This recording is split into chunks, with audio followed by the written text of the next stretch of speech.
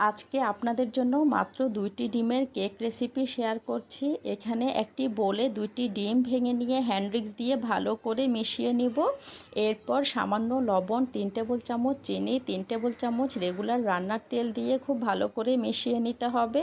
সামান্য vanilla essence দিচ্ছি যেন খুব ফ্লেভারটি ভালো আসে, এবং এখানে 1 কাপ ময়দা এবং বেকিং পাউডার 1 চা চামচ দিয়ে চালনি দিয়ে ছেঁকে দিয়ে ভালো করে মিশিয়ে নিতে হবে। তরল দুধ 1/2 কাপ ইউজ করছি এবং খুব ভালো করে এগুলোকে মিক্স করে নিচ্ছি। প্রতিটি স্টেপ ফলো করলে অবশ্যই আপনার তৈরি কেকটি অনেক সফট হবে। বাকি তরল দুধগুলো ঢেলে দিয়ে খুব ঘন একটি বেটার তৈরি করছি। দেখুন বেটারটি এতটাই পারফেক্ট হচ্ছে। এরপর কেক মোল্ড দিয়ে চারপাশে তেল ব্রাশ করে দিয়ে এখানে কাগজ সাইজ অনুসারে কেটে নিচ্ছি। এরপর এখানে